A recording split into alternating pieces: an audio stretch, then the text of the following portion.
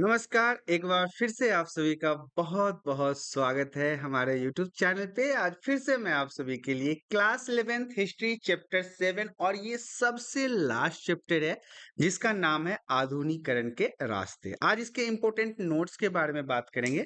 इसके नोट्स के बारे में जानने से पहले मैं आपको बताना चाहूँगा कि इसके चैप्टर 1 से लेके 6 तक के सारे वीडियोज़ हमारे चैनल पे आ चुके हैं। और इसके प्लेलिस्ट को भी बनाया जा चुका है। आप अपने एग्जाम के प्रिपरेशन के लिए सारे चैप्टर को मतलब आप कह सकते हैं कि step by step, chapter by chapter इसे पढ़ सकते हैं। आपके एग्जाम के लिए काफी महत्वपूर्ण होगा। तो आइए शुरुआत करते हैं क्लास 11th हिस्ट्री चैप्टर 7 और ये लास्ट चैप्टर है और इसका नाम है आधुनिकीकरण के रास्ते। सबसे पहला पॉइंट हमारा इसमें कहता है चीन के बारे में।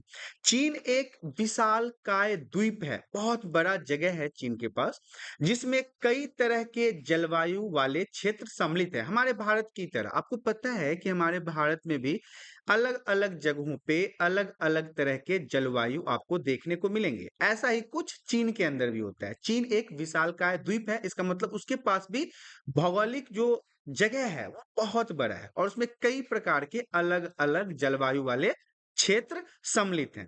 दूसरा पॉइंट हमारा कहता है चीन का सबसे प्रमुख जातीय समूह जो है वो हान है।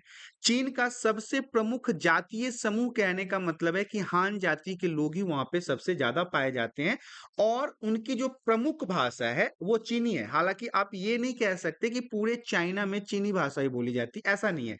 वहां पे भी अलग अलग भाषाएं बोली जाती है। जैसे हमारे भारत की बात कर लो, हमारे भारत की भाषा हिंदी है, लेकिन यहाँ पे मराठी, कन्नड़, भोजपुरी, मलयालम, तेलुगु, उड़िया ये सारी भाषाएं भी तो बोली जाती है। लेकिन मुख्य भाषा के रूप में अगर देखा जाए तो हमारे भारत का मुख्य भाषा जो है वो हिंदी है। ऐसे ही चीन का जो मुख्य भाषा है वो चीनी है।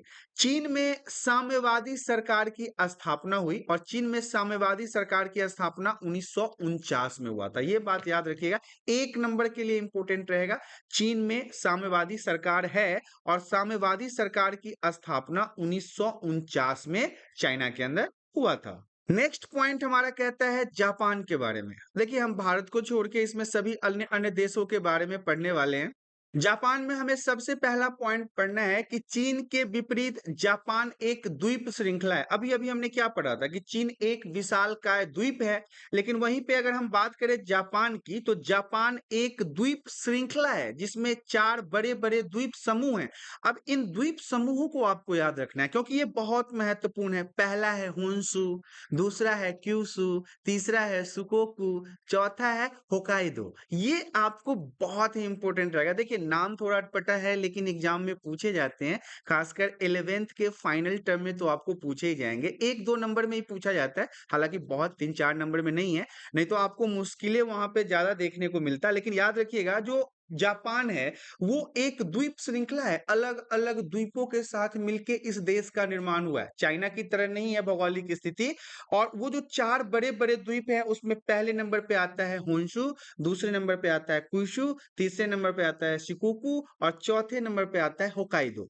अब हम इसके नेक्स्ट पॉइंट की तरफ बढ़ते हैं। नेक्स्ट पॉइंट हमारा कहता है 12वीं सदी के प्रारंभ में, 12वीं सदी के प्रारंभ में जापान पर शोगुनों का शासन कायम हुआ। याद रखिएगा, 12वीं सदी के शुरुआत में जापान के ऊपर शोगुनों का शासन कायम हुआ, जो सैद्धांतिक रूप के राजा थे, मतलब जापान के राजा ही थे वो। थर्ड पॉइंट हमारा कहता है 1603 से 1867 के मध्य तक, बीच तक, देखिए 1603 से 1867 तक, लगभग 200 से ऊपर के कुछ सालों तक यहाँ पे तांकुगावा वंश के लोग सागुन पद पर कायम थे। याद रखिएगा, मैंने आपको जापान के बारे में बहुत ही इंपॉर्टेंट पॉइंट बताया। सबसे पहले तो बताया कि यह एक द्वीप श्रृंखला है, एक द्वीप नहीं है, अलग अलग द्वीपों से मिलकर बना है, जिनके नाम होन्शु, क्यूशु, सुकोकू और होकाइदो है। 12वीं सदी के प्रारंभ में जापान के ऊपर शोगुनों का शासन हुआ करता था, जो सैद्धांतिक रूप से, मतलब मुख्य रूप से यहाँ के राजा थे। 1603 से 1867 के बीच तक तोकुगावा वंश के लोग सागुन पद पर कायम थे। ये जापान के बारे में था और इससे पहले मैंने आपको चीन के बारे में बताया है।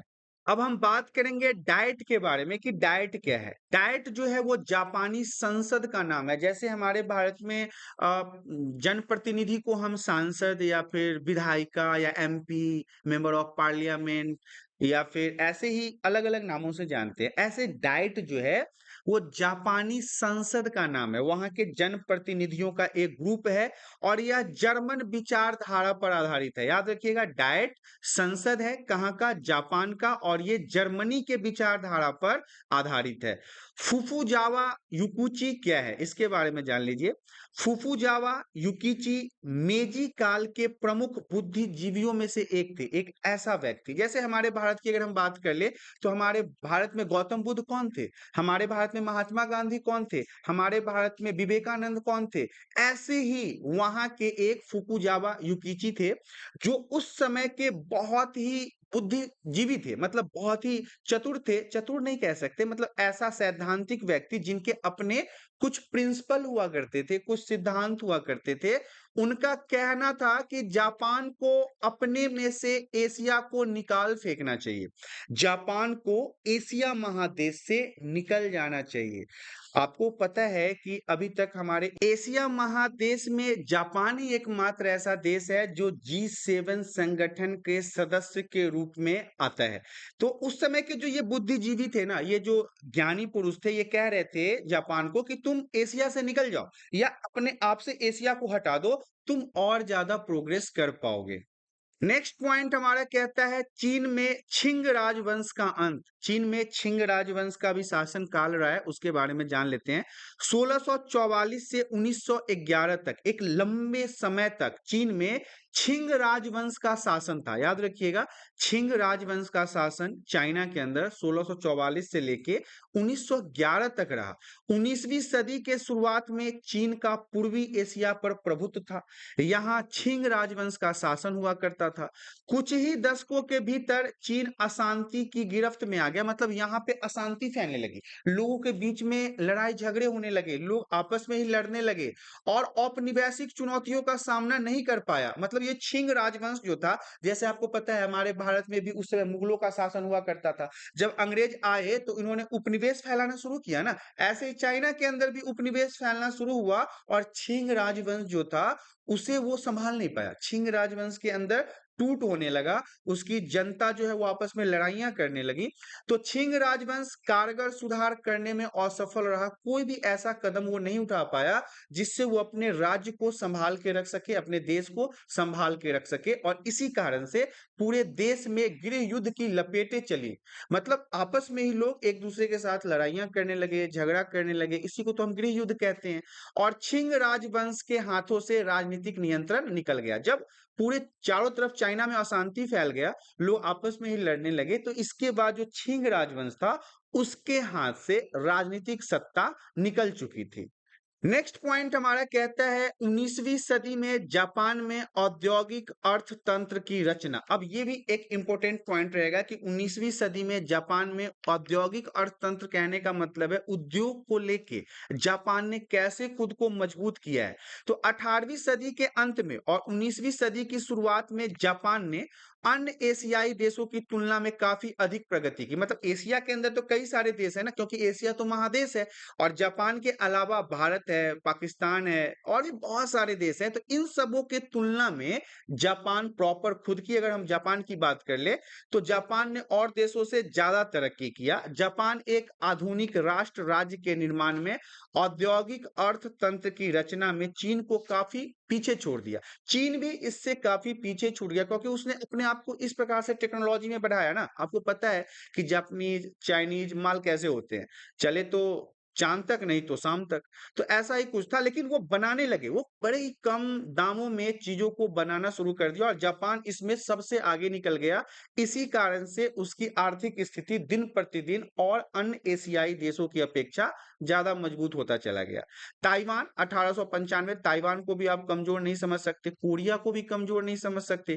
कोरिया 1910 में और ताइवान 1885 में अपने को मिलाते हुए एक औपनिवेशिक साम्राज्य कायम करने में सफल रहा। दोनों ने आपस में मिला के एक नया साम्राज्य बनाया।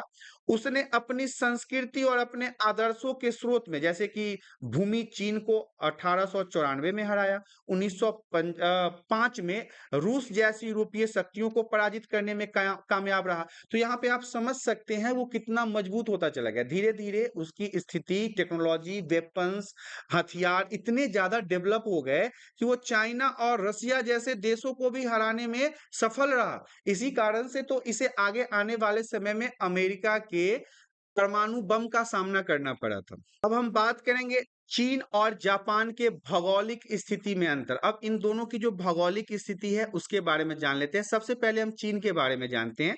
चीन एक विशालकाय महाद्वीप देश है। ऑलरेडी हमने पहले ही स्लाइड में पढ़ा था। यहाँ की जलवायु में विविधता पाई जाती है, जैसे भारत में है। यहाँ कई राष्ट्रीय भाषाएं, चीन के अलावा भी कई वहाँ पे भाषाएं बोली जाती है और खानों में क्षेत्रीय विविधता पाई जाती है, जैसे हमारे भारत में है। आप महाराष्ट्र में चले जाओ, आप गुजरात में चले जाओ, तमिलनाडु, इन अलग-अलग जगहों पे आपको भोजन में भी ना विविधता पाई जाती है। ऐसे ही चाइना में भी है और वहाँ भी अलग-अलग भाषाएँ बोली जाती है। जैसे भारत में जलवायु में विविधता है, कहीं ठंड, कहीं गर्मी, कहीं पहाड़, कहीं वर्षा, ऐसा ही कुछ चाइना के अंदर भी है। तो ये चीन के बारे में था। अब हम जापान के बारे में जान लेते हैं। तो जापान एक द्वीप श्रृंखला वाला देश है जो 4 द्वीप श्रृंखला के साथ मिलके ये बना है। इसके बारे में मैंने आपको पहले भी बताया है। 4 मुख्य द्वीप श्रृंखला जो है, इसमें द्वीप की 50% से अधिक जमीन पहाड़ी है। याद रखिएगा, 4 अलग-अलग द्वीपों से तो मिलके बना है, लेकिन इन चारों द्वीपों को अगर मिला के जितनी प्रॉपर्टी बनती है उसका 50% हिस्सा जो है वो सिर्फ और सिर्फ पहाड़ों का है। यहाँ की प्रमुख भाषा जो है वो जापानी है, क्योंकि जापान बहुत बड़ा देश तो है नहीं, तो छोटा सा देश है, तो यहाँ की प्रमुख भाषा जो है वो जापानी लैंग्वेज को ही माना गया है।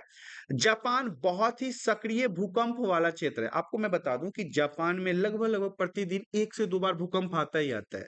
इतना ज़्यादा वो भूकंप, वहाँ पे लोग ना ऐसे मकान जो हैं ये पत्थरों के, ईंटों के नहीं बनाते। आप अगर गौर से देखे होंगे, बहुत सारे यूट्यूब पे ऐसे ब्लॉग मिल जाएँगे जो लोग जापान जाते रहते हैं, तो आपने देखा वहाँ पे घर ना लकड़ियों और बाँसों का बना होता है, ताकि अगर रात में भूकंप आने के कारण अगर वो टूट भी जाए तो कल होके वो दोबारा बाँस और लकड़ी से घर बना ले, क्योंकि दुनिया में सबसे ज़्यादा भूकंप जापान के अंदर ही आता है। नेक्स्ट पॉइंट हमारा कहता है आधुनिक दुनिया में धीमी चीनी प्रतिक्रिया। अब देखिए, जापान के समक्ष अगर देखा जाए तो अन्य यूरोपीय देशों के साथ तुलना की जाए तो चीनी प्रतिक्रिया धीमी रही है और उनके सामने कई कठिनाइयां भी आई है। चीनी की अगर हम प्रगति की बात करें, चीनी कहने का मतलब है चीन। चीन की अगर प्रगति की हम बात करें तो जापान के समय में और जापान के सामने में वो काफी कम ही रहा है और काफी धीमा रहा है, मतलब धीरे-धीरे ही रहा है। आधुनिक दुनिया का सामना करने के लिए उन्होंने अपनी परंपराओं को पुनः परिभाषित करने का प्रयास किया है, दोबारा निर्माण करने का कोशिश किया है, दोबारा सबके साथ संबंध बनाने का कोशिश किया है। शक्ति के पुनर्निर्माण करने और पश्चिमी एवं जापानी नियंत्रण से मुक्त होने की भी कोशिश की है। पहले जापानी का भी बहुत बड़ा नियंत्रण हुआ करता था, वो कई अलग-अलग देशों पे नियंत्रण रखते थे। उन्होंने पाया है कि असमानताओं को हटाने और अपने देश के पुनर्निर्माण के दोहरे मकसद को वे क्रांति के जरिए ही हासिल कर सकते हैं। और क्रांति हुआ भी है, चाइना में भी क्रांति हुआ है, जापान के अंदर भी क्रांति हुआ है। हालांकि ये जितने भी राजतंत्र की समस्या है, राजाओं को हटाने की बात है, और मंत्री परिषद या सांसद या फिर डाइट की ही आप बात कर लो या सेनेटर की बात कर लो, ये सब अलग-अलग देशों के संसद को कहा जाता है। तो इन सभी को लाने के लिए राजतंत्र को खत्म करना जरूरी था, क्योंकि पहले अगर आप देखो तो फ्रांसीसी क्रांति के समय से तो हर देश के अंदर राजतंत्र ही हुआ करता था, राजाओं का ही शासन हुआ करता था। तो ऐसे में धीरे धीरे राजाओं को समाप्त करने के लिए हर देश के अंदर क्रांति हुई है, रेवोल्यूशन हर देश के अंदर हुआ है। नेक्स्ट पॉइंट हमारा कहता है मेजी पुनर्स्थापना। अब देखिए, मेजी पुनर्स्थापना का अर्थ है प्रभुत्व सरकार का गठन, एक ऐसे गवर्नमेंट का निर्माण करना जो अपने देश को चलाने में सक्षम हो। सन 1867 से 1868 के दौरान मेजी वंश का उदय हुआ। मेजी वंश का उदय ही 1867 से 1868 के बीच में हुआ और देश में विद्यमान विभिन्न प्रकार के असंतोष मेजियों की पुनर्स्थापना का कारण बना। जो देश में असंतोष था, सरकार के खिलाफ हो जाए या फिर राजा के खिलाफ हो जाए या फिर अपने लोगों के खिलाफ हो जाए, इन लोगों के असंतोष ने ही मेजियों को पुनर्स्थापित होने का मौका दिया। नेक्स्ट पॉइंट हमारा कहता है मेजियों के पुनर्स्थापना के पीछे कारण क्या था? तो मेजियों के पुनः स्थापना के पीछे देश में तरह-तरह का असंतोष था। लोग अपने राजा से संतोष में नहीं थे, उनके कार्य से संतुष्ट नहीं थे। अंतर्राष्ट्रीय व्यापार एवं कूटनीतिक संबंधों की मांग की जा रही थी। वो चाह रहे थे वहाँ के लोग कि अलग-अलग देशों के साथ व्यापार हो, उनके साथ संबंध बनाए जाए ताकि अपने देश का जो आर्थिक स्थिति है वो मजबूत हो। क्योंकि जब भी कोई देश दूसरे देश के साथ व्यापार करता है, रिलेशन बनाता है, तो वो शादी-विवाह के लिए तो रिलेशन नहीं बनाता ना। वो प्यार-मोहब्बत के लिए तो रिलेशन नहीं बनाता, वो बनाता है रिलेशन व्यापार के लिए। और एक देश जब दूसरे देश के साथ व्यापार करता है, तो उन दोनों देशों की आर्थिक स्थिति पहले से मजबूत होती है। कहीं न कहीं व्यापार उसमें फ़ायदेमंद साबित होता है। नेक्स्ट पॉइंट हमारा कहता है मेजी शासन के अंतर्गत जापान में अर्थव्यवस्था का आधुनिकीकरण। देखिए मेजी शासन के अंतर्गत जापान में जो आर्थिक व्यवस्था थी उसको कैसे मजबूत किया गया, तो कृषि पर कर लगाना, जो कृषि हो रहा था, खेती हो रहा था, उस पे टैक्स लगाया गया। जापान में रेल लाइन बिछाया गया, क्योंकि किसी भी देश की उन्नति तो तभी हो सकती है जब वहां के यातायात के संसाधन सही हो। अगर आप व्यापार करना चाहते हो और आपके पास रास्ता ही नहीं है जाने के लिए, आप अगर यहाँ से आज चलोगे तो 2 महीने के बाद पहुँचोगे। जैसे इंग्लैंड में क्या हुआ, इंग्लैंड के जो ये ईस्ट इंडिया कंपनी वाले आए, तो पहले भारत आने में उनको 6 महीना लग जाता था जहाज से। फिर उन्होंने भाप के इंजन का निर्माण किया। 7 ही दिन में पहुँच जाते थे इंग्लैंड, 14 दिन में पहुँच जाते थे इंग्लैंड। उसके बाद वो वहाँ से भर-भर के फिरंगियों को, गोरी लेडीज़ को, वहाँ के लोगों को यहाँ लाने लगे, यहाँ बसाने लगे और धीरे-धीरे उन्होंने यहाँ पे हुकूमत करना शुरू कर दिया। तो ऐसे ही जापान में क्या हुआ, रेलवे लाइन बिछाने के कारण उनके व्यापार का स्रोत बढ़ा, वस्त्र उद्योग के लिए मशीनों का आयात कर पाए, क्योंकि रास्ता पहले नहीं था, लेकिन जब रेलवे लाइन वगैरह आ गया तो वो आयात करना शुरू किए। मजदूरों को विदेशी कारीगरों द्वारा प्रशिक्षण करवाया, बाहर के लोगों को बुला के अपने मजदूरों को पढ़ाया, शिक्षित किया कि कैसे काम करना है।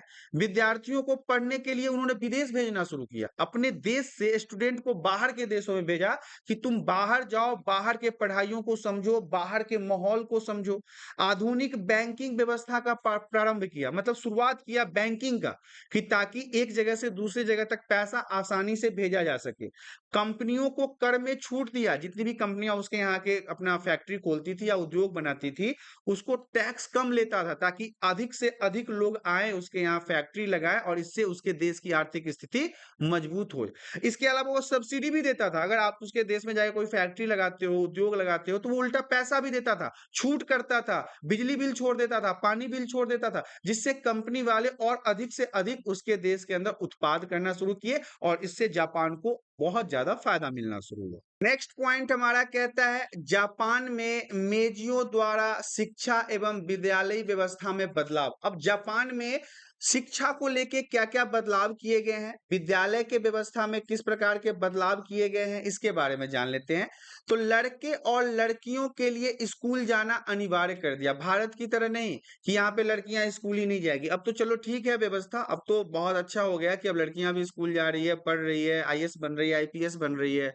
लेकिन पहले भारत में क्या था कि लड़कियों को पढ़ने का इजाज़त ही नहीं था। आप घर में रहो, झाड़ू-पोछा करो, बर्तन धो, उम्र होने पे शादी कर दी जाएगी, ससुराल जाओ, फिर वहाँ भी यही काम करो।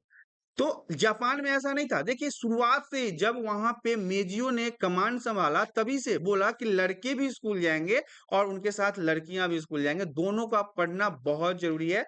पढ़ाई की फीस बहुत कम करना ताकि कोई भी पेरेंट्स ऐसा फ़ील ना करे कि पैसे के कारण वो बच्चों को ना पढ़ा सके। वहाँ पे फीस इतना बहुत नॉर्मल कर दिया कि सभी लोग खुशी-खुशी स्कूल जाने लगे। आधुनिक विचारों पर जोर देना। अब ये हमारी तरह ये नहीं थे कि a प्लस बी का होल स्क्वायर पढ़ना पड़ेगा, 2 से 20 तक टेबल याद करना पड़ेगा, ऐसा कुछ नहीं है। जो आधुनिक था, जो नई टेक्नोलॉजी थी, उनको बोला कि आप इसे एब्ज़ॉर्ब करो। आप घड़ी बनाना चाहते हो, आप घड़ी बनाओ। आप खिलौना बनाना चाहते हो, खिलौना बनाओ। आप लैपटॉप बनाना चाहते हो, लैपटॉप बनाओ। लेकिन इससे क्या हुआ ना कि उनकी मानसिकता चेंज हुई। उनका सोचने, समझने, काम करने का तरीका चेंज हुआ। यहाँ पे हमारे यहाँ क्या है कि अगर हम क्रिकेटर बनना चाहेंगे, तो हमारे पापा कहेंगे ना तू फुटबॉलर बन। अगर कोई फुटबॉलर बनना चाहता है तो उसे बोलेंगे ना तू दरोगा बन। कोई दरोगा बनना चाहेगा तो कहेगा ना तू आर्मी में जा। कोई आर्मी में जाने वाला व्यक्ति होगा उसको कहेगा ना तू शिक्षक बन जा, टीचर बन। तो यहाँ पे इतना दबाव होता है बच्चों के ऊपर, इतना प्रेशर होता है।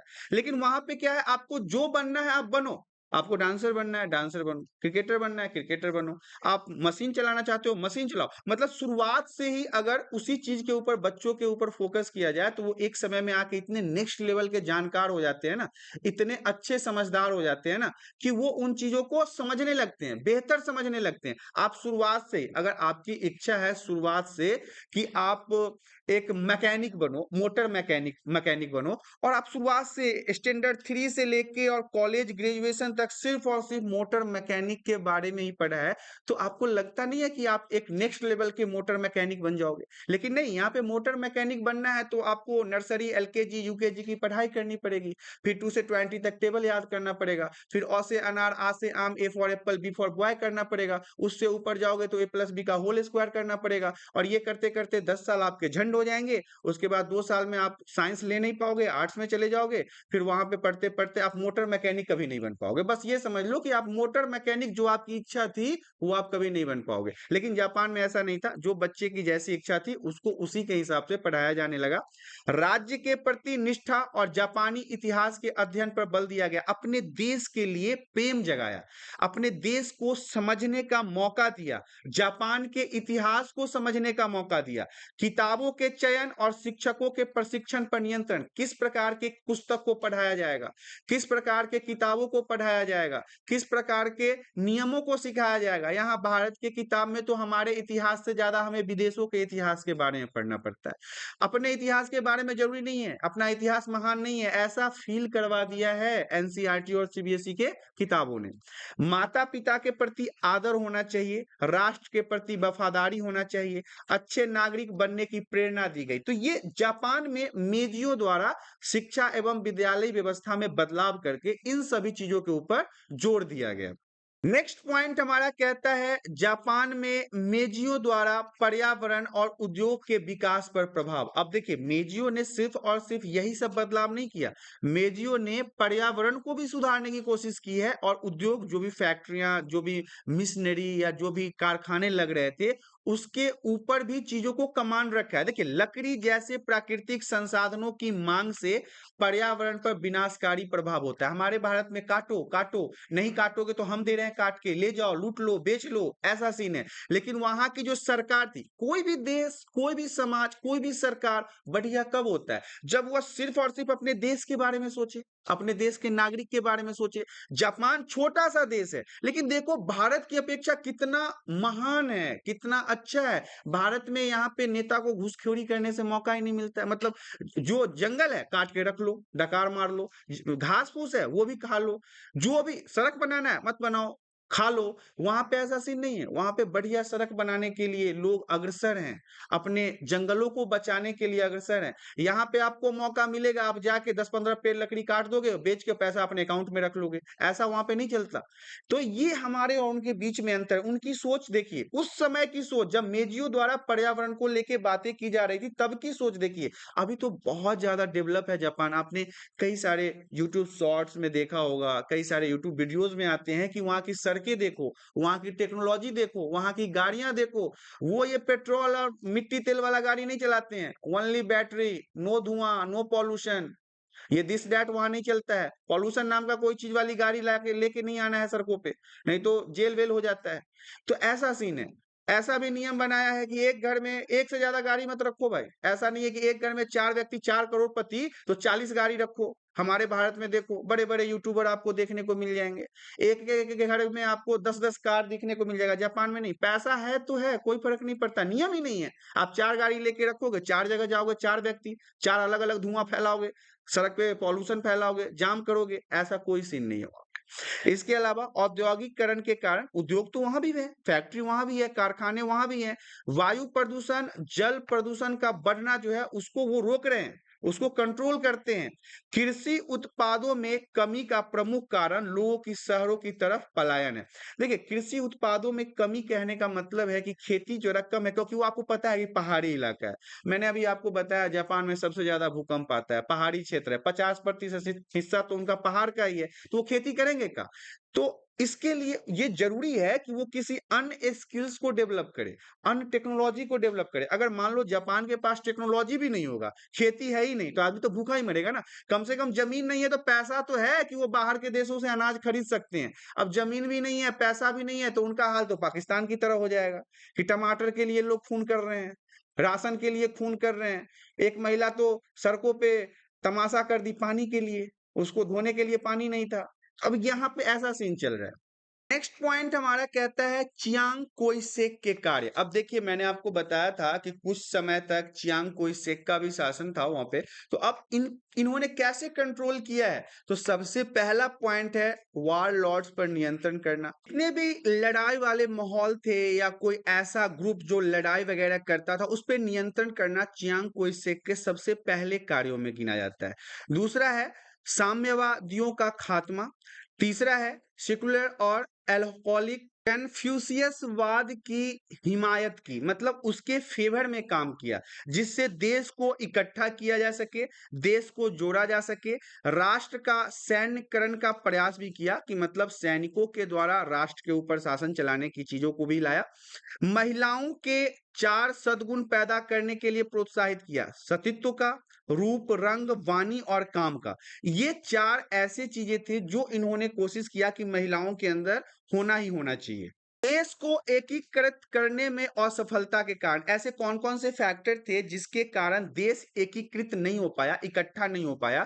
तो पहला पॉइंट तो है संकीर्ण सामाजिक आधार, लोगों की छोटी-छोटी सोच, लोगों के जात-पात का भेदभाव, ऊंच-नीच का भेदभाव, छुआछूत का भेदभाव। इसके कारण ये जो संकीर्ण सामाजिक आधार था, इसके कारण देश एकीकृत नहीं हो पाया। आज हमारे भारत की बात कर लीजिए, हमारे भारत को एकीकृत करने में कितना मुश्किल हुआ, सभी लोगों को एक जगह लाने में कितना मुश्किल हुआ। और आज भी मुझे नहीं लगता कि मेरे पूरे भारत देश के जो लोग हैं वो एक दूसरे के मतलब बहुत ज्यादा क्लोज हैं, एक दूसरे को अपना समझते हैं। नहीं, आज भी जातिवाद है, आज भी धर्मवाद है, आज भी लोग छुआछूत पे विश्वास रखते हैं। तो ऐसा ही कुछ वहां भी हुआ करता था। दूसरा पॉइंट है सीमित राजनीतिक दृष्टि, मतलब राजनीति को लेके भी लोगों का आधार जो था वो बहुत कमजोर था, सीमित था। इनके नियम कानून बंधे हुए थे, इनके हाथ बंधे हुए थे, ये खुलकर किसी भी चीज के ऊपर अपना प्रयास नहीं दिखा पा रहे थे, जिसके कारण देश एकीकृत नहीं हुआ। नेक्स्ट पॉइंट है पूंजी नियमन और भूमि अधिकारों में समानता लाने में असमर्थता। ये हमारे भारत में भी हुआ था। आपको पता है कि सारे जमीन को बराबर हिस्सों में बांटना ये तो मुश्किल है। ऐसे में जो पूंजीपति लोग जो थे या फिर जो जमींदार लोग थे, वो क्यों चाहते कि उनके जमीनों को बांट दिया जाए या फिर छोटे-छोटे टुकड़े कर दिया जाए या फिर दूसरे लोगों को बांट दिया जाए? तो ऐसा वो नहीं चाहते थे। इस कारण से भी थोड़ा-सा विद्रोह देखने को मिला। लोगों की समस्या पर ध्यान न देकर फौजी व्यवस्था थोपने का प्रयास किया गया, जैसे पाकिस्तान में। पाकिस्तान में आपको पता है कि सैनिक शासन है, ऐसा ही कुछ वहां भी करने की कोशिश की गई, जिससे लोगों में असंतोष फैल गया, लोग इससे नाराज हो गए और लोगों की समस्या पर ध्यान नहीं दिया जा रहा था। लोगों की जो मूल परेशानी थी उसका समाधान न देकर उसके ऊपर फौज का शासन करना, फौजियों से शासन करवाना। तो ये सारी चीजों से क्या हुआ कि देश एकीकृत नहीं हो पाया, देश एक जगह इकट्ठा नहीं हो पाया। पॉइंट हमारा कहता है चीनी बहसों में 3 समूह के नजरिए। चीन के अंदर जो बहस चल रहा था, जो चीन के अंदर शासन पद्धति को लेके लोगों के मन में असंतोष था, इस पे 3 अलग-अलग समूह थे, ग्रुप था, जिनके नजरियों के बारे में जानना है। सबसे पहला तो है कांग योवेल, जो 1858 से 1927 था समय। लियांग क्यांचू जो 1873 से 1929 के बीच में अपने नजरियों को प्रस्तुत करते रहे। दूसरा है गणतंत्र के दूसरे राष्ट्राध्यक्ष सन यान सेन और चीन की कम्युनिस्ट पार्टी। ये बिल्कुल वैसा ही था जैसे नेपाल में आपने देखा था कि त्रिस्तरीय वहां पे लड़ाइयां चल रही थी। एक तरफ राजा था, एक तरफ नागरिक थे और एक तरफ दूसरे गिरोह थे। तो ऐसा ही कुछ चीन के अंदर भी चल रहा था। एक तरफ 2 ऊपर के अधिकारी थे, एक तरफ कम्युनिस्ट पार्टी था, एक तरफ गणतंत्र के द्वारा चुने गए राष्ट्राध्यक्ष सन यान सेन थे। इन तीनों के बीच में आपस में खिचड़ी पकड़ा था और तीनों के नजरिए जो थे ना बिल्कुल अलग थे अपने देश के प्रति। इसीलिए देश के अंदर इकट्ठा लोगों के मन में संतोष आ ही नहीं रहा था। नेक्स्ट पॉइंट हमारा कहता है आधुनिक चीन की शुरुआत। आधुनिक चीन की शुरुआत 16वीं और 17वीं सदी के पश्चिम के साथ उसका पहला सामना होने के समय से माना जाता है। देखिए, आधुनिक चीन का मतलब है चीन तो बहुत पहले से था। उसने बहुत कुछ देखा है, चंगेज़ खान को भी देखा है, क्योंकि हम चीन के संस्कृति को या फिर उसके इतिहास को ठुकरा नहीं सकते, क्योंकि हमारा पड़ोसी मुल्क है। कहीं न कहीं उसका इतिहास हमारे इतिहास से भी जुड़ा हुआ है। तो हम कह सकते हैं कि इसका इतिहास भी कोई मतलब बहुत कमज़ोर नहीं, बहुत ही महान इतिहास रहा है, जिसमें हम जेसुइट मिशनरियों के बारे में जान लेते हैं। जेसुइट मिशनरियों ने चीन में खगोल विद्या और गणित जैसे पश्चिम विज्ञानों को वहां पहुंचाया। कुछ लोग ऐसे थे जिन्होंने यहाँ पे खगोल विद्या को लाया, गणित को लाया और भी बहुत सारे वैज्ञानिक चीजों को लाया। पहला अफीम युद्ध VVI रहेगा, वेरी वेरी इंपॉर्टेंट। इस चैप्टर से अगर प्रश्न उठता है तो पहला अफीम युद्ध जरूर पूछा जाएगा। पहला अफीम युद्ध ब्रिटेन और चीन के बीच में 1839 से 1942 में हुआ था। ध्यान से समझिएगा, पहला अफीम युद्ध ब्रिटेन और चीन के बीच में हुआ। इस युद्ध में ब्रिटेन ने अफीम में फायदेमंद व्यापार को बढ़ाने के लिए सैन्य बलों का इस्तेमाल किया। हालांकि ब्रिटेन का ये कोई फर्स्ट टाइम नहीं था। इसने भारत में भी भारत के लोगों से भी जबरदस्ती अफीम की खेती करवाया, जबरदस्ती नील की खेती करवाया, ताकि इनको अंतरराष्ट्रीय बाजार में फायदा मिल सके। ये उन्हें अंतरराष्ट्रीय बाजार में जाके यूरोपियन मार्केट में जाके बेचे और उससे मुनाफा कमाए। यहाँ पे लेकिन चीनियों ने एक्सेप्ट नहीं किया और इनके खिलाफ विद्रोह कर दिया। फिर युद्ध हुआ 1839 से 1942 तक, और फिर इसमें सैन्य बलों का इस्तेमाल किया गया अपने फायदे में। और बढ़ोतरी करने के लिए ब्रिटेनियों ने क्या किया, चीन के ऊपर सैनिकों का इस्तेमाल किया। अब हम बात करेंगे पहले अफीम युद्ध के परिणाम के बारे में।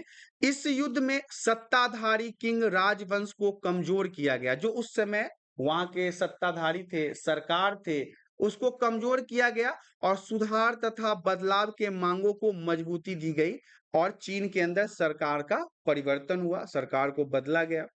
नेक्स्ट पॉइंट हमारा कहता है, सन यात सेन के नेतृत्व में 1911 में मांचू साम्राज्य को समाप्त कर दिया गया। देखिए, मांचू साम्राज्य भी बहुत इंपॉर्टेंट है, लेकिन आपके सिलेबस में नहीं है तो अभी आपको नहीं बताया जाएगा। लेकिन मांचू साम्राज्य का अगर इतिहास देखा जाए तो ये भी काफी खतरनाक रहा है। चीनी गणतंत्र की स्थापना यहाँ पे की गई। वे आधुनिक चीन के संस्थापक माने जाते थे। याद रखिएगा, सन यात सेन को आधुनिक चीन का संस्थापक माना जाता था। वो एक गरीब परिवार से थे, खुद ही वो एक गरीब परिवार से थे। उन्होंने मिशन स्कूलों से शिक्षा प्राप्त की, जहां उनका परिचय लोकतंत्र एवं ईसाई धर्म से हुआ था। उन्होंने डॉक्टरी की भी पढ़ाई की, परंतु वो चीन के भविष्य को लेकर चिंतित रहते थे। जैसा कि हालात चीन में चल रहा था, इसके बारे में सन यात सेन उनका नाम था, वो काफी चिंतित रहते थे। उनका कार्यक्रम 3 सिद्धांत सिम मिन चुई के नाम से प्रसिद्ध है। उन्होंने जो अपना प्रिंसिपल दिया है, अपना जो सिद्धांत दिया है, वो सन मिन चुई के नाम से है। थोड़ा सा नाम अटपटा लगेगा, याद करने में भी मुश्किल हो सकता है, लेकिन मैं उन सिद्धांतों के बारे में भी आपको बताना चाहूंगा। ये 3 सिद्धांत जो है, पहला तो राष्ट्रवाद को लेके है। इसका अर्थ है मांचू वंश, जिसने विदेशी राजवंश के रूप में माना जाता है। जो मांचू वंश था उसे विदेशी माना जाता था, जैसे कि हमारे भारत में मुगलों को विदेशी मानते थे, ऐसे ही मांचू वंश को चीन में विदेशी माना जाता था। उनको सत्ता से हटाना, साथ ही साथ साम्राज्यवादियों को हटाना, ये राष्ट्रवाद के अंदर पहला सत्ययात सेन का कार्य था। दूसरा है गणतांत्रिक सरकार की स्थापना करना, अन्य साम्राज्यवादियों को हटाना और गणतंत्र की स्थापना करना, जिसमें पहले नंबर पे आता है समाजवाद के बारे में, जो पूंजी का नियमन करे और भूस्वामित्व में समानता लाए। सन यात सेन के विचार कॉमुनतिंग तांग के राजनीतिक दर्शन के आधार पर बने। ये कुछ ऐसे व्यक्ति हैं जो वहां के चीन के बड़े ही बुद्धिजीवी रहे होंगे, जिन्होंने अपने ज्ञान श्रृंखलाओं से, जैसे कि हमारे भारत में बहुत सारे राजनीति विज्ञान के ज्ञाता हैं, सोशोलॉजी के ज्ञाता हैं, हिस्ट्री के ज्ञाता हैं, ऐसे ही चीन के अंदर होंगे जिनका नाम है कुओमितांग। तो इनके आधार पे इसका निर्माण किया गया। उन्होंने कपड़ा, खाना, घर और परिवहन, इन 4 बड़ी आवश्यकताओं को रेखांकित किया है। मतलब उन्होंने कहा है कि एक मतलब शहर को, एक राज्य को, एक देश को खड़ा करने के लिए कपड़ा जरूरी है, खाना जरूरी है, घर जरूरी है और परिवहन जरूरी है। तो ये तो खैर हमारे भारत में भी हम लोग कहते हैं रोटी, कपड़ा और मकान। हालांकि उसके बाद और भी बहुत सारी चीजें आ जाती है, लेकिन फिलहाल तो रोटी, कपड़ा, मकान ये तो बेसिक नीड है।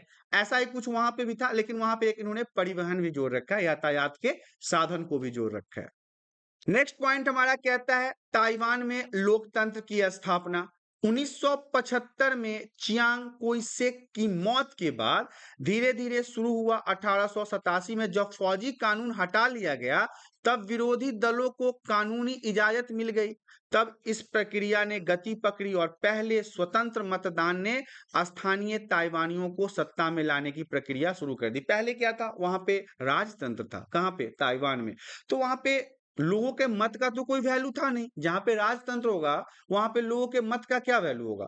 तो जब वहां पे चियांग कोई शेक की मृत्यु हो गई, उसके बाद वहां के जो नेता सब थे उन्होंने जनता के द्वारा चुनाव करवाया और फिर वहां पे लोकतंत्र लाया।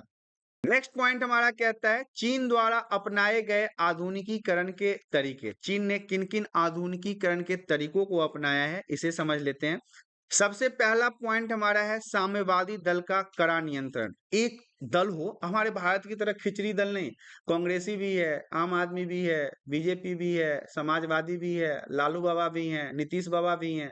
इस सब मिलके लालटेन दिया तीर कमान करते रहते हैं और खिचड़ी पकाते रहते हैं।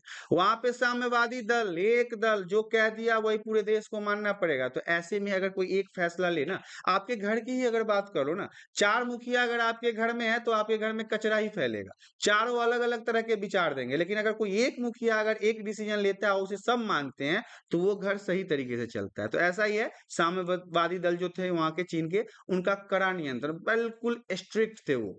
आर्थिक खुलेपन और विश्व व्यापार से संबंध बनाने की नीति, व्यापार करो और हम भी तुम्हारे यहाँ व्यापार करेंगे, ऐसा नीति उन्होंने बनाया।